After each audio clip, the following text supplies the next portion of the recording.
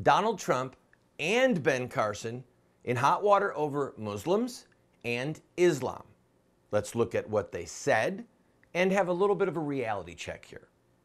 I'm Randall Terry. This is Voice of Resistance.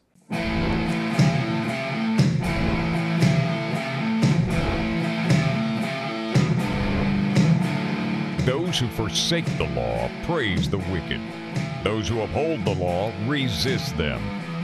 Welcome to the Voice of Resistance. Here's your host, Randall Terry.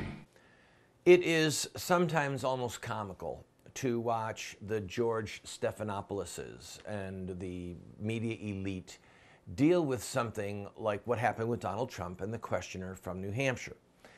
And I'm going to come at this from several different angles, but so that you can know what all the hubbub is about.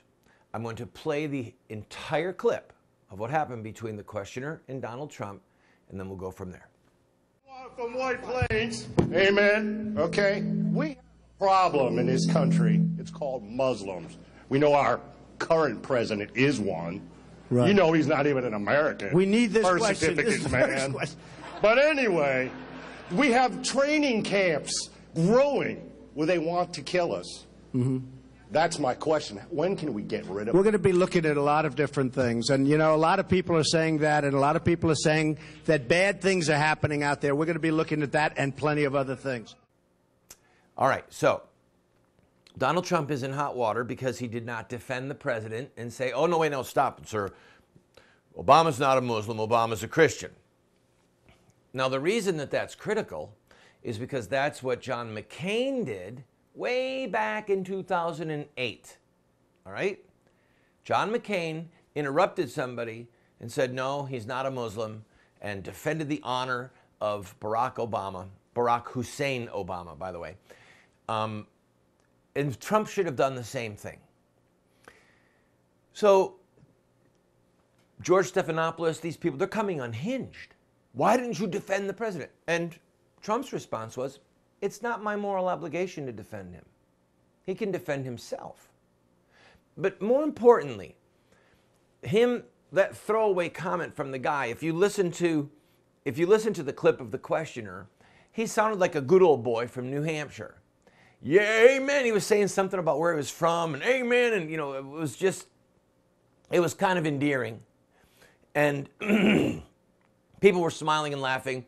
The heart and soul of this man's question, as you just saw, was about radical, terrorist-leaning Muslims in America that have training camps, and the FBI does know this, okay? They do know, in fact, know this, places where they get together, as is their constitutional right, to practice with firearms and to discuss what's in the Quran and the Hadith, okay? There are these places. The FBI knows it. And this man simply said, okay, what are we going to do? And Trump said, we're going to look at it. The FBI right now, under orders from the Justice Department, is not allowed to use religious profiling or ideological profiling when looking at terrorists. Now, in case you don't know what that means, it means they cannot look at their Islamic leanings and what they're reading in Islam, okay? Because if Islam is a religion of peace, then it's irrelevant. Now, as you may know, there are portions of the Quran and many hadith, the words of Muhammad that are not in the Quran, that do indicate that jihad, killing unbelievers, killing and dying in battle makes a Muslim a martyr. There are many passages like this. And if groups of Muslims are getting together, stoking each other up using these verses, like, I forget his name, the blind cleric in New York. He stirred people up and got the first man to try and bring down the Twin Trade Towers just by his speech, stirring him up with his Islamic rhetoric and historic Islam. So the FBI has said, you can't look at any of that. That's not a valid motive. We're not interested in their ideology. Well, then why, how is it that you could even properly investigate them? If you would look at communism and their rhetoric and their ideology, all right, not that communism and Islam are the same thing, because they're not, but when we used to have a true threat from communism, they would look at it, the ideology. But beyond that, what is amazing to me is how out of touch these media people are with everyday Americans and how out of touch they are with reality. For Muslims, for these media to think that radical Islam is not a problem or that these training camps in America should not be looked at is laughable.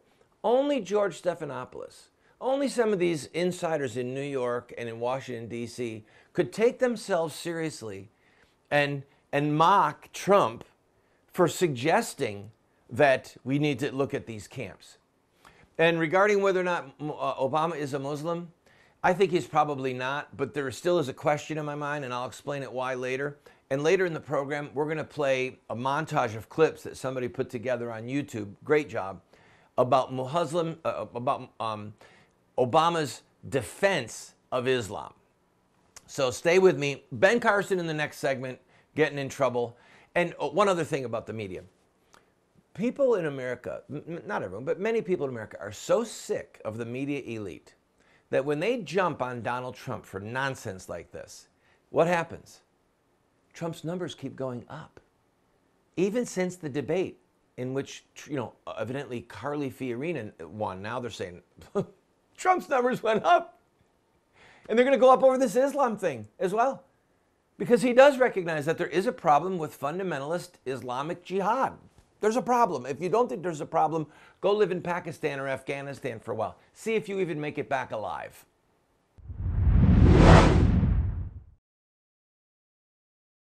Thanks to friends like you, we have state-of-the-art cameras and state-of-the-art teleprompters and state-of-the-art gear here in the studio.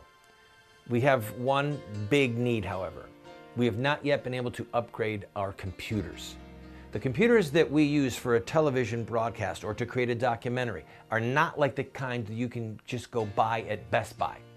They are expensive because it takes so much horsepower to create TV series and or documentaries. So I'm asking you, if you want to see this show grow and you want to see us finish the What Would Muhammad Do series, help us get these computers. 3 computers that we need right now are going to be just shy of $20,000. That's the kind of horsepower that we need. Go to the GoFundMe page you see right there. Watch the pilot for What Would Muhammad Do? And if you like the show, give us a gift.